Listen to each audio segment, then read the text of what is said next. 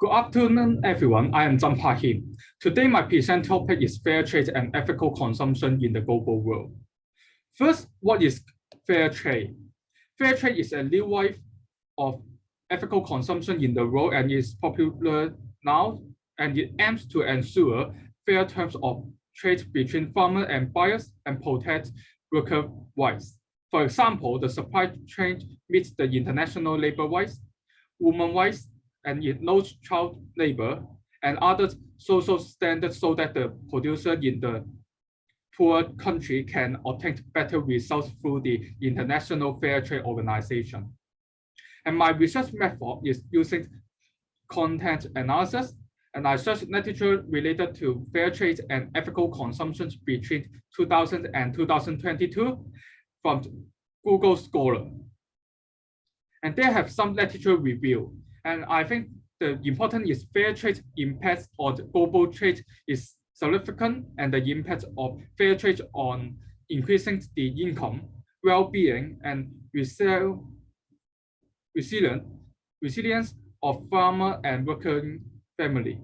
And however, there is no evidence that fair trade producer actually charge higher price, and none that fair trade improve the economic situations of the producer involved, but fair trade does hurt non-fair trade producer. So the fair trade may be unethical. Next, I will talk about the regulations about fair trade in different countries. First, in France, French fair trade policy regularized in 2005, and French government deemed that fair trade is part of a national sustainable development strategy. And the fair trade aims to ensure the economic and social progress of workers who are economically disadvantaged by insecurities, remuneration, and qualification. And also you have some long-term commitment. And all products that meet those conditions may include the terms fair trade in their sales description. Second is United States. And United States fair trade law lights a maintenance price, and it aims to protect small business from competition from the big giants. However, in 1975, those fair trade law have been completely repealed. So in United States, there are not any fair trade law. But is Australia, and Australia fair trade law is under CCA 2010, and it aims to facilitate fair trade in the marketplace and is concerned with all aspects of trading in Australia, such as conduct, contract, arrangement, effort, competition, price, and so on. And they have some examples about Australia fair trade, such as unfair market practice, product safety, product labeling, and so on. And those laws can also be used by business and consumer to obtain remedy against business that have breached those requirements. And it's also introduced a financial penalties up to 1.1 million for business, and create reforms in major areas such as consumer guarantees, product safety, and unfair contract. So with reference to those countries' fair trade law, governments are not rigidly regulated on how many parts of the product they are sold of fair trade. So I will talk about the benefits and drawbacks of fair trade to show that it is ethical or not.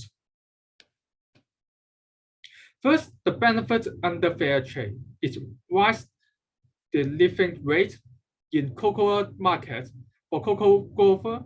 In 2019, fair trade minimum price and premium of fair trade cocoa increased 20%. So it increased the rate for cocoa grower.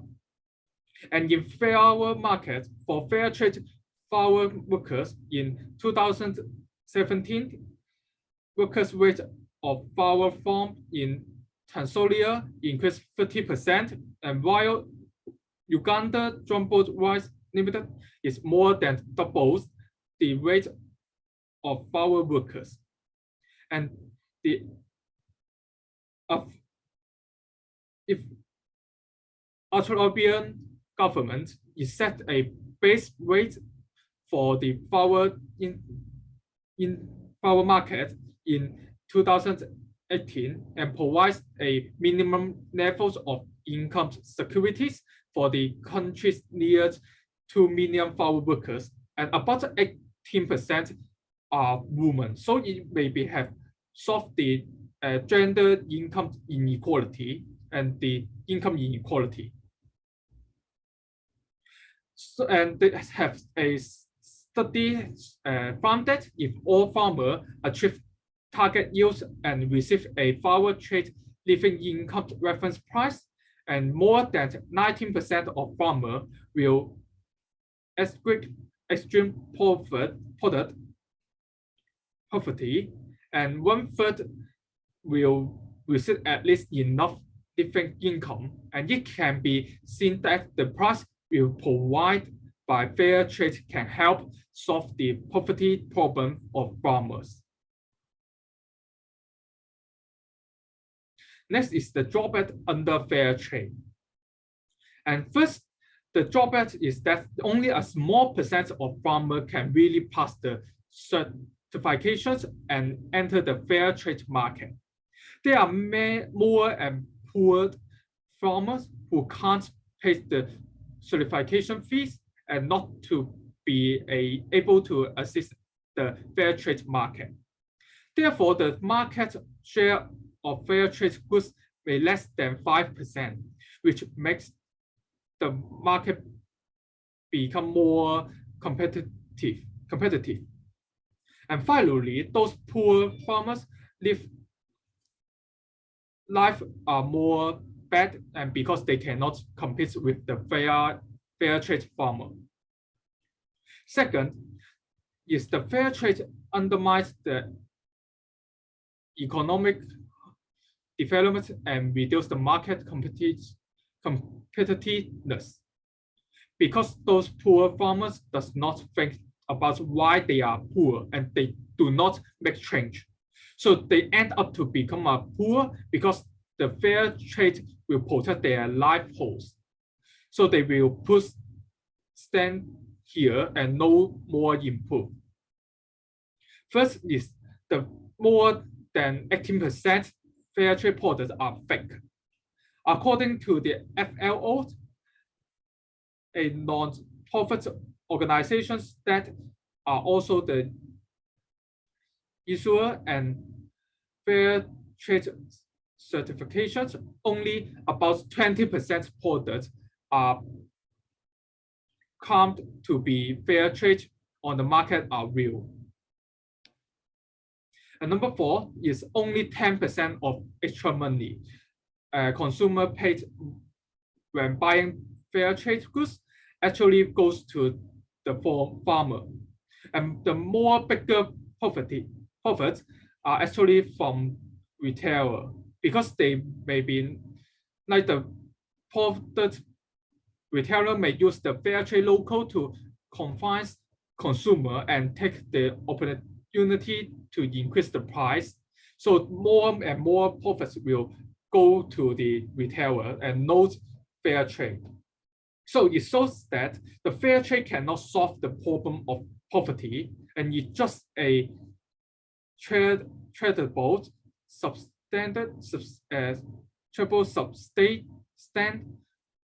and a tool to promote the company brand.